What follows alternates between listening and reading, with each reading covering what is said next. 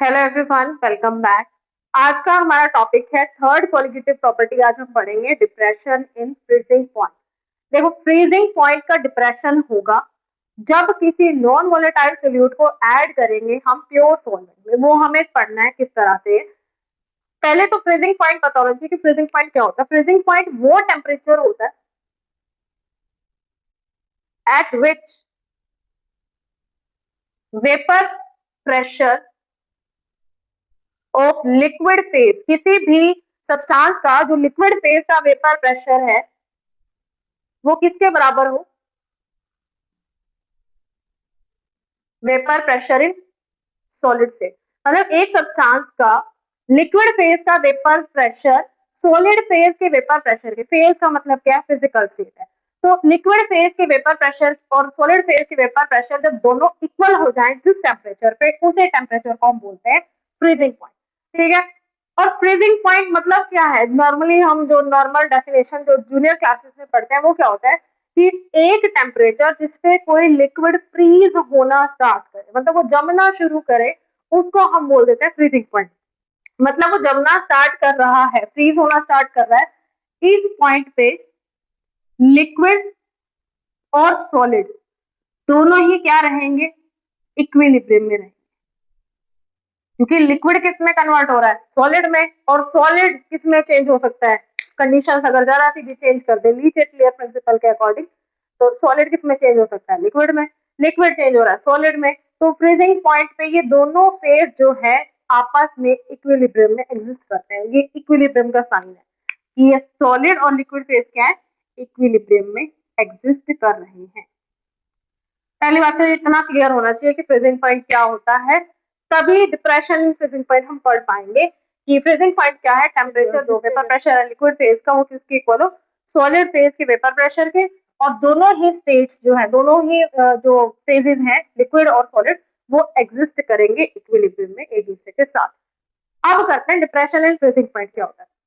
देखो, जब भी किसी नॉन वोलेटाइल सोल्यूट को, राउल्ट्स लॉ में हम सारा पढ़ के आए हैं, और फर्स्ट क्वालिटेटिव प्रॉपर्टी भी हमारी उसी से रिलेटेड थी, relative lowering in vapour pressure की वेपर प्रेशर में किस तरह से डिक्रीज होता है जब भी हम किसी नॉन वोलेटाइल सोल्यूट को ऐड करते हैं प्योर सॉल्वेंट के अंदर।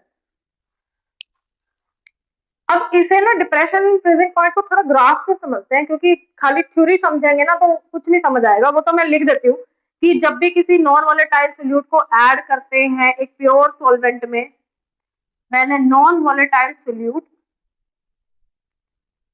is added to a pure solvent, is added to a pure solvent,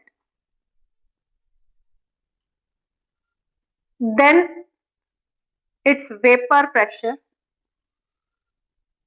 then its vapor pressure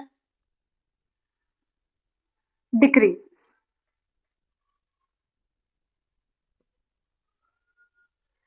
So its freezing point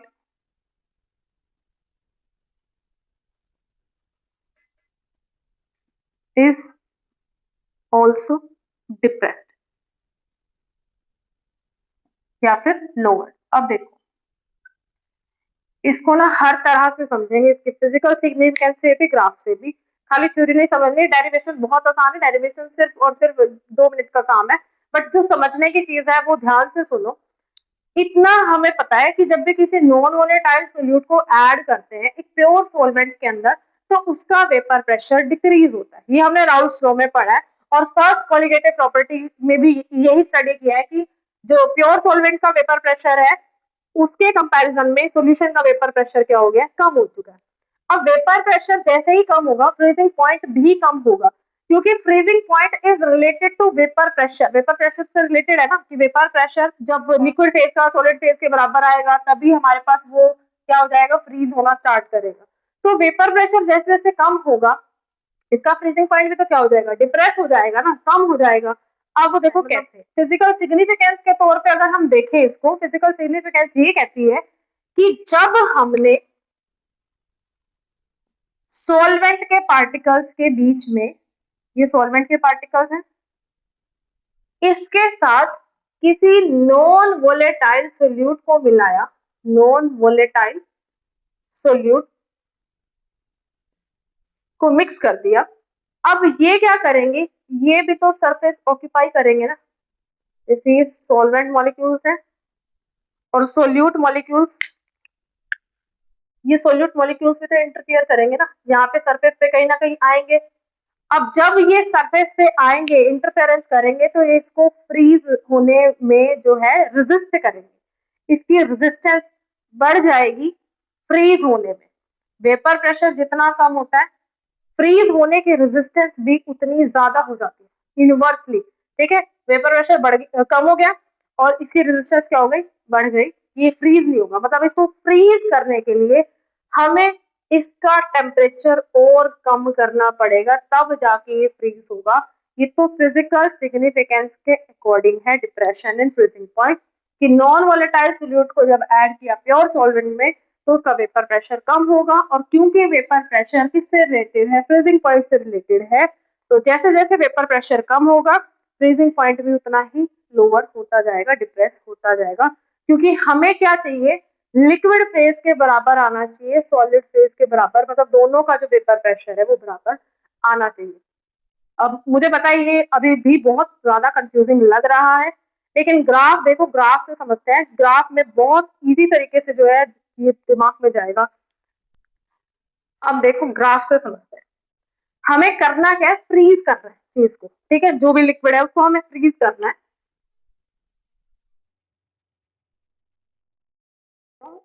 vapour pressure और टेम्परेचर,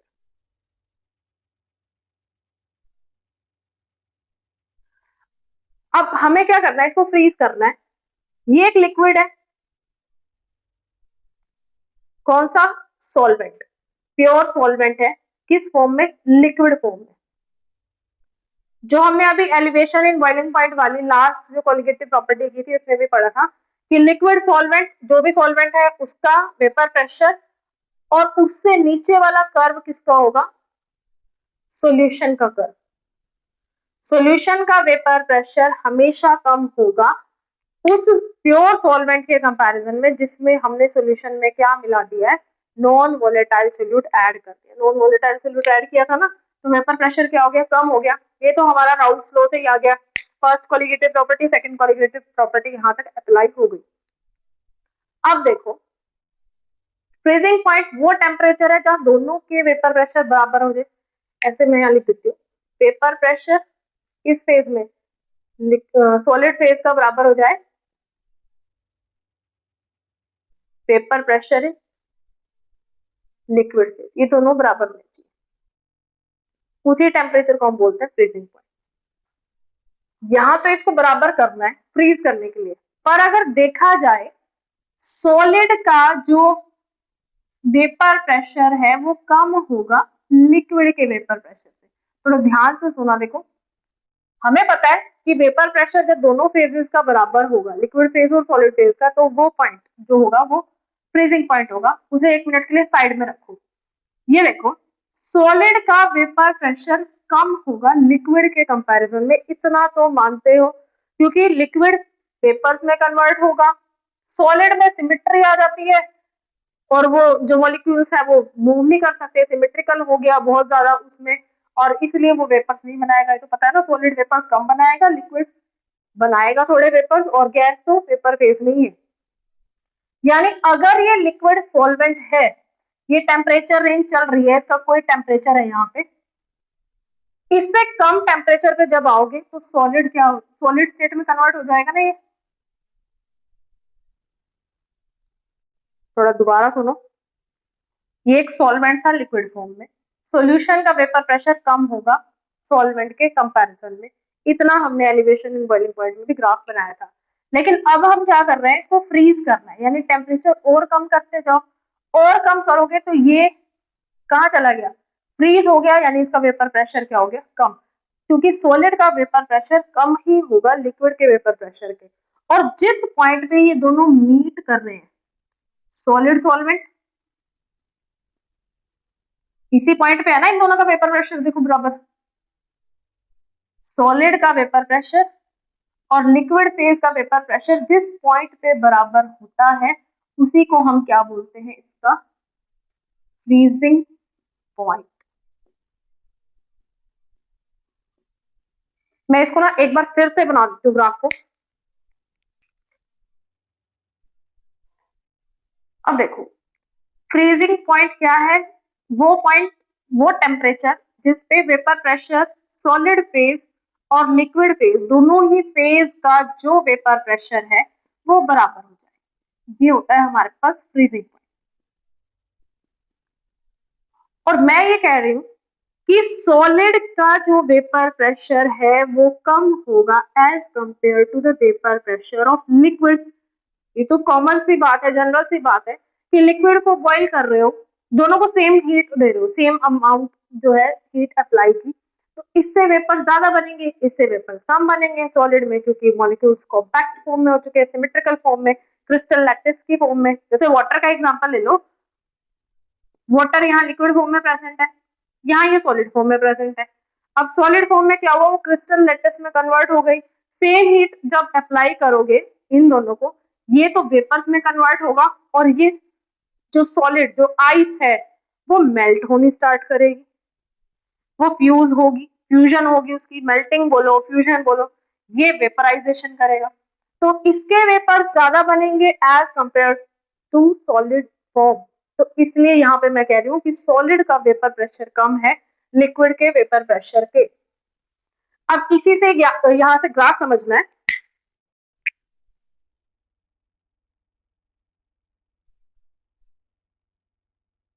दोबारा समझा रही हूँ मैं ग्राफ। देखो हमने एलिवेशन इन बॉइलिंग पॉइंट में किया था कि ये एक कर्व बनाया, स्ट्रेट लाइन नहीं है भाई, ये कर्व है, क्योंकि एक्सपोनेंशियल रिलेशन होती है टेम्परेचर और वेपर प्रेशर के बीच में। तो ये तो है हमारे पास लिक्विड सॉल्वेंट,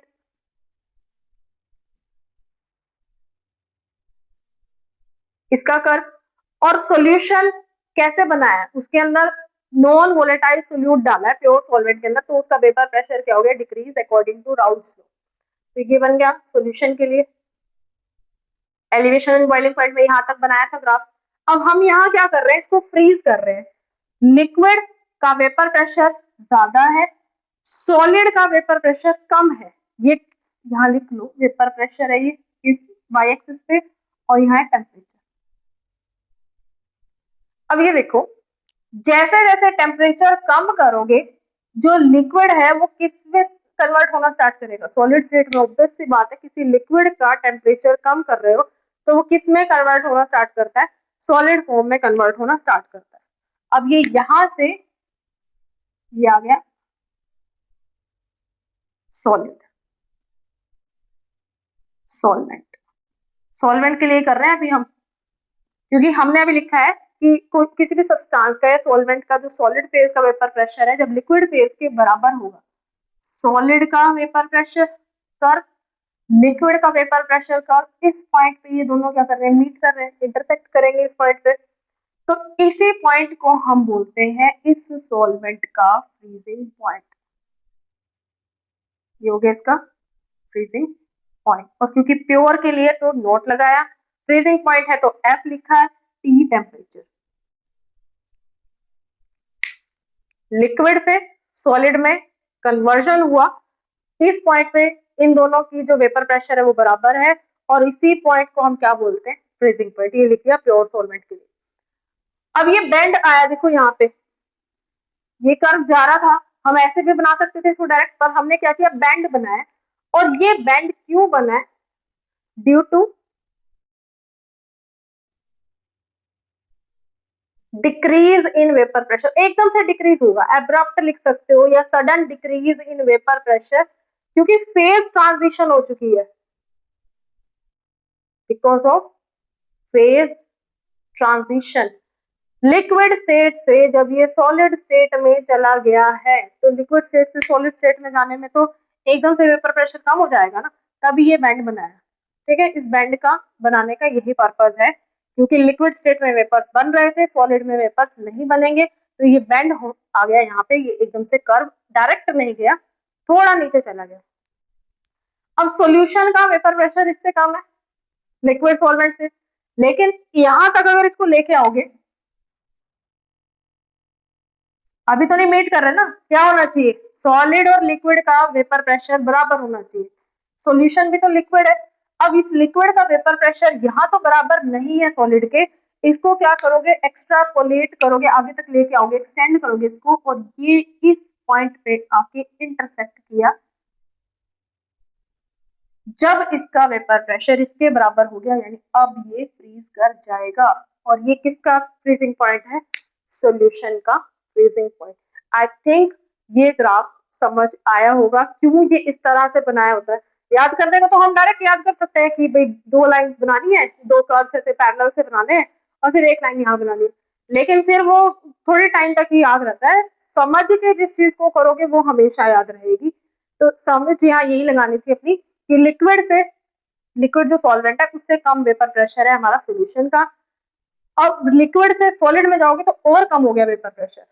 जब ये दोनों वेपर प्रेशर बराबर होंगे सॉलिड लिक्विड का, तब ये फ्रीज होगा, वो उसका फ्रीजिंग पॉइंट। लेकिन सॉलिड सॉल्वेंट तक पहुंचने के लिए सॉल्यूशन को और टेम्परेचर इसका और कम करना पड़ेगा, तो ये यहाँ तक डिक्रीज किया, तो ये टेम्परेचर आ गया सॉल्यूशन का फ्रीजिंग पॉइंट, और जितना ये कम हुआ है उसी को हम बोलते हैं डिप्रेशन इन फ्रीजिंग पॉइंट। तो ये हो गया हमारा डेल टी एफ। बड़ी वैल्यू किसकी है, फ्रीजिंग पॉइंट किसका, प्योर सॉल्वेंट का, इसमें से माइनस करोगे किसको, फ्रीजिंग पॉइंट ऑफ सॉल्यूशन। ये हो गया डिप्रेशन इन फ्रीजिंग। बाकी एक्सप्रेशन बिल्कुल सेम है, 2 मिनट में वो भी हो जाएगा। ये ग्राफ बिल्कुल ध्यान से समझ लेना, अगर नहीं समझ आए वीडियो को रिपीट कर लेना, आपको बिल्कुल क्लियर समझ आ जाएगा। अब करते हैं इसकी डेरिवेशन। अब वो तो मैंने लिख ही दिया था, मैंने non volatile solute is added to a pure solvent its vapour pressure decreases, वो सारा लिख दिया था कि उसका फ्रीजिंग पॉइंट भी क्या हो जाएगा, फिर डिप्रेस हो जाएगा। अब मैथमेटिकल करते हैं कि मैथमेटिकली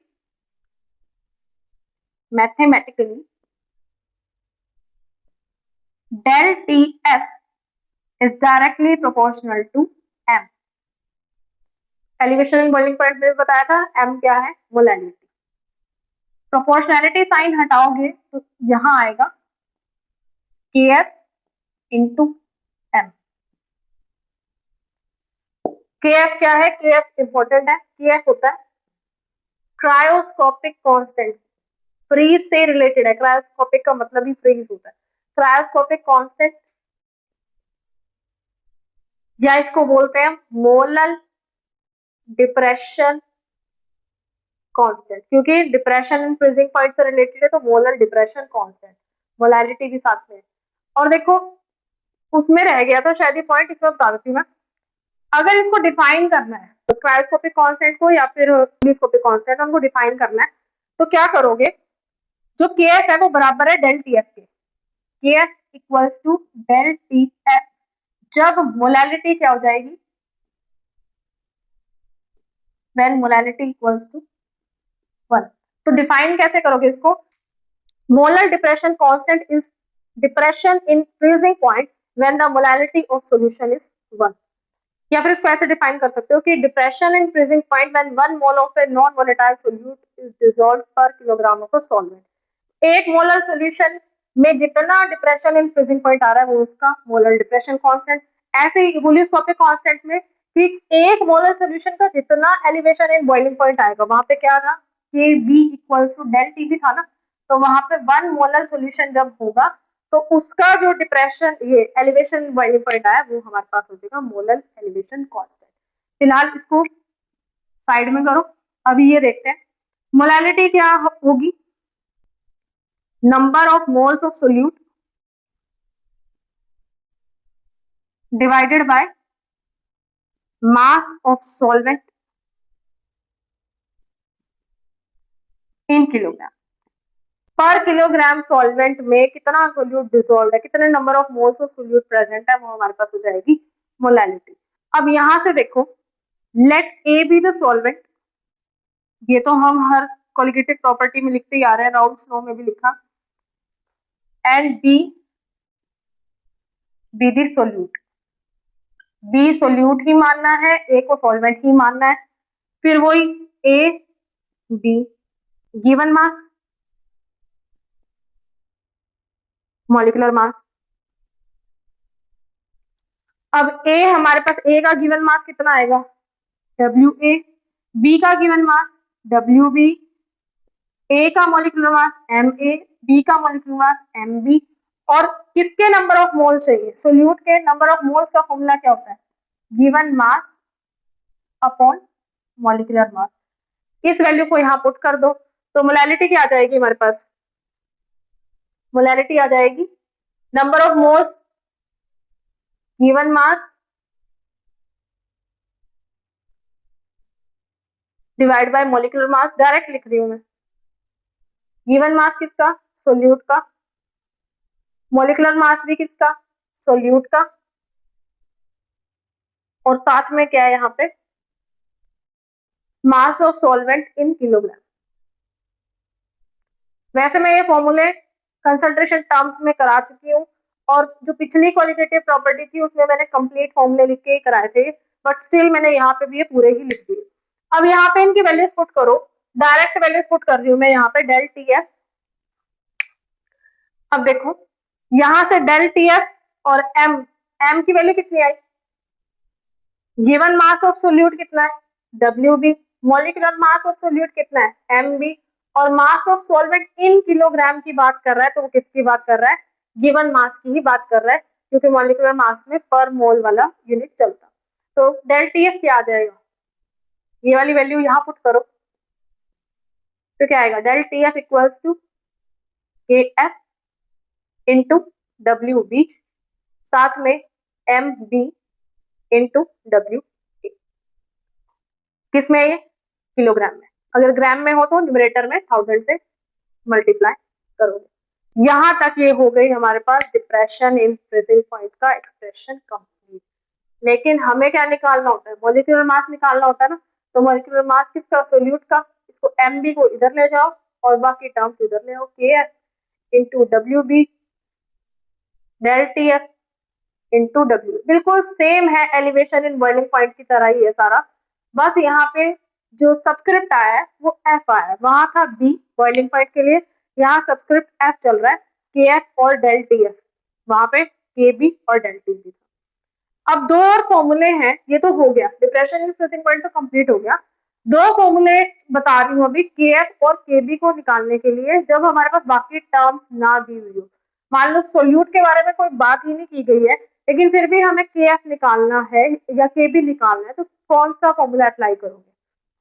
अब दो फॉर्मूला है, एक तो KB के लिए फॉर्मूला है R into MA into TB not square divide by 1000 into del H vaporisation, और दूसरा फॉर्मूला है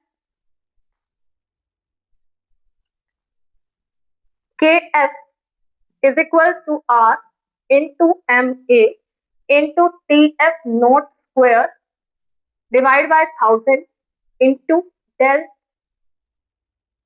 H फ्यूजन।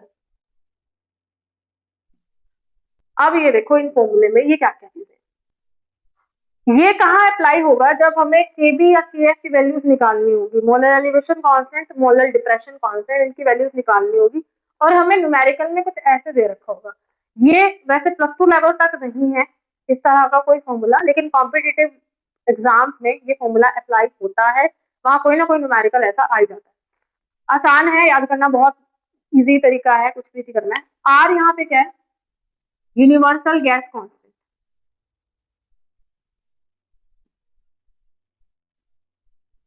जिसकी वैल्यू एंथैल्पी के टर्म्स में क्या आएगी 8.314 जूल पर केल्विन पर मोल।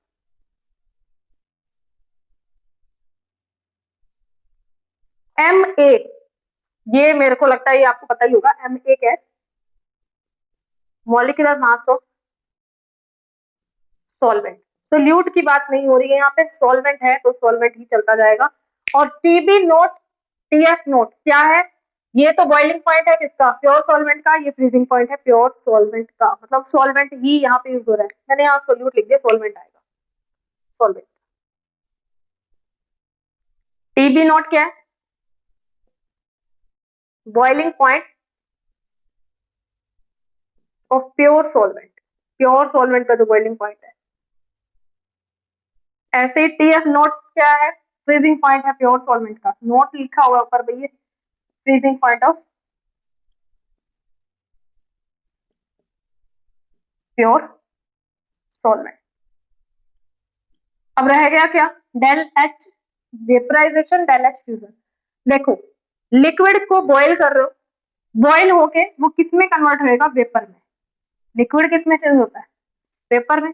तो जो एंथैल्पी चेंज आएगा इस फेज में, लिक्विड से वेपर की कन्वर्जन में, जो एंथैल्पी चेंज डेल एच होता है, change in enthalpy, change in enthalpy. जो एनर्जी चेंज आएगा इसको लिक्विड से वेपर फेज में कन्वर्ट करने के लिए, वो एंथैल्पी ऑफ वेपराइजेशन। और फ्यूजन का मतलब है मेल्ट होना। सॉलिड से लिक्विड में कन्वर्ट होने में जितनी एंथैल्पी चेंज आ रही है, ऐसे होती है, वैसे तो इक्विलिब्रियम में चलती है ऐसे दोनों। सॉलिड से लिक्विड में कन्वर्ट होने में फ्यूजन मतलब मेल्टिंग, तो उसमें जो एंथैल्पी चेंज आ रहा है वो है हमारे पास एंथैल्पी ऑफ फ्यूजन। ये फॉर्मूला +2 लेवल पे नहीं है, मैं पहले ही बता देती हूँ, ये हायर लेवल पे यूज होते हैं। आपका जो काम है +2 लेवल तक जब आप कर रहे हो, तो वो आपको सिर्फ और सिर्फ वहां पे जो ये अभी लास्ट किया था, अभी एक्सप्रेशन खत्म डिप्रेशन एंड फ्रीजिंग पॉइंट का, वहां तक करना है। लेकिन अगर कोई स्टूडेंट कॉम्पिटिटिव लेवल की तैयारी कर रहा है तो ये 2 फॉर्मूलाज आपको याद होने चाहिए, और इतना कोई डरना नहीं है इसमें। हमें केबी निकालना होता है, सारी वैल्यूज हमें गिवन होती है, या फिर हमें मॉलिक्यूलर मास ऑफ सॉल्वेंट निकालने के लिए दे देता है, कुछ भी टर्म निकालने को देगा, लेकिन ये हमें वैल्यूज दी होती है। एंथैल्पी ऑफ वेपराइजेशन या फ्यूजन जो भी है वो हमें दी होती है, उसकी कोई टेंशन नहीं है। आर की स्टैंडर्ड वैल्यू है और इन तीनों में से ही कुछ निकालने को दे देता है। और del TB not, del TB का भी पता ही है ना, डेल टीबी किससे रिलेटेड है, टीबी माइनस टीबी नोट। और डेल टीएफ किससे रिलेटेड है, क्योंकि अगर ये भी निकालने को दे दे तो इससे रिलेटेड है ना, del TF equals to TF not minus TF. तो ये हो गया आज का टॉपिक हमारा खत्म। मिलते हैं नेक्स्ट क्लास में with the 4th colligative property osmotic pressure. आज की क्लास में इतना ही। Thank you, have a nice day.